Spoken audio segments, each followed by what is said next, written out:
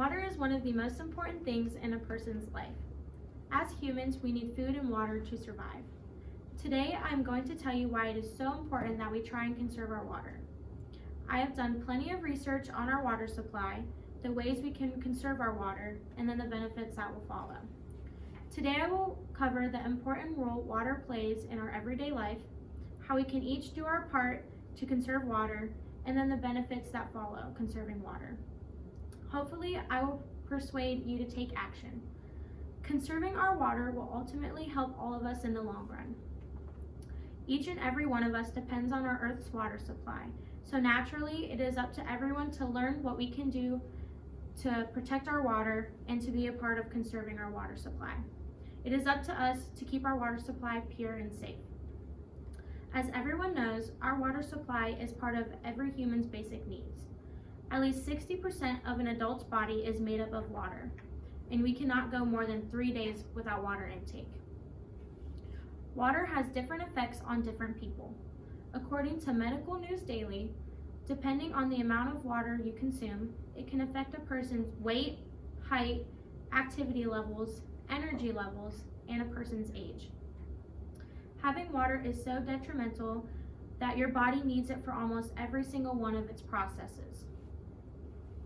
According to Medical News Today, some of these processes include regulating your body's temperature, aiding digestion and the breakdown of food, balancing your body's pH levels, helping the brain make and use certain hormones, transporting toxins out of your cells, delivering oxygen throughout your body, and much more.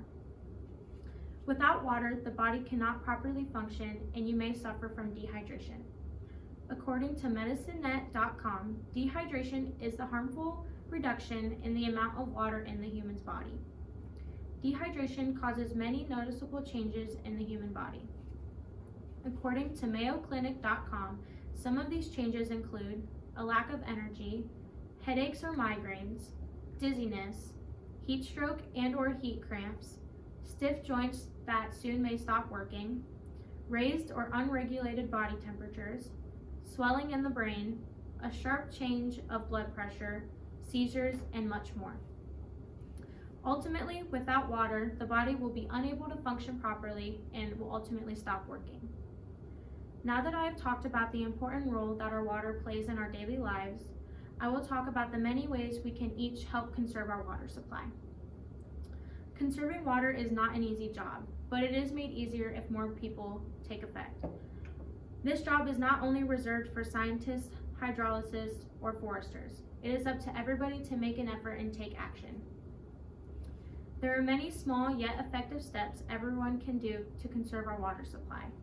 According to velusa.org, some of these steps include taking shorter showers or just taking baths, turning off your water while you're shaving or brushing your teeth, checking your pipes and faucets for leaks regularly, only using your dishwasher or laundry machine when you have a full load, and staying informed. Staying informed is a bigger help than most people realize. Being up to date on our water supply is how people will know how big of a deal this really is. The more people that know, the more people there is to help. There are also larger scale ways with larger scale benefits. According to newprocontainers.com, some large-scale methods of conserving water are 1. Collecting rainwater. This is using reusable containers to collect runoff rainwater from surfaces like roofs. This is a natural source to collect water and it's relatively easy. Another method is condensate water. This is collecting condensation. AC units in common households and large-scale buildings create a lot of condensation. Common houses can create about 20 gallons of water per day, and larger scale buildings can produce almost 100 gallons of water per day. All of this can be collected and reused. Another method is conserving gray water. This is the reusal of water that has not been used enough to be contaminated so it can be reused again. An example would be reusing water from washing hands or laundry and using it on non-edible plants. You can also treat this gray water and use it on edible and non-edible plants. The nutrients from the gray water, like phosphorus and nitrogen, provide a good source for the plants. Gray water conservation is pretty simple and is becoming more and more popular today.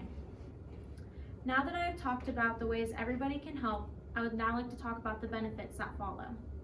Conserving our water benefits everyone that relies on Earth's water, which is everyone. Conserving water has large benefits all around the world. Saving water lessens the effect of droughts. If we conserve water, the terrible impact of water shortages and droughts in areas all over the world will be lessened and they will be easier to recover from. Saving water can also conserve our environment. A lot of money, time, and energy is used to provide water in our homes. If we conserve our water, the money, time, and energy used to pump, treat, and supply water in our everyday homes will be reduced. According to thebalancemb.com, conserving water also guards against rising costs and political conflicts. Failing to conserve our water can lead to rising costs of water, health hazards, and political conflicts. Saving our water will make everyday life easier. Like I previously said, our whole way of living is dependent on our everyday water intake. So without it, we won't be able to live anymore, and that's the biggest benefit. I have specifically looked at the roles water plays in everyday lives, the simple and more large-scale ways we can be effective and contribute to water conservation, and the overall benefits of doing so. I hope that I've persuaded you to take action and help conserve our slowly minimizing water supply. Thank you.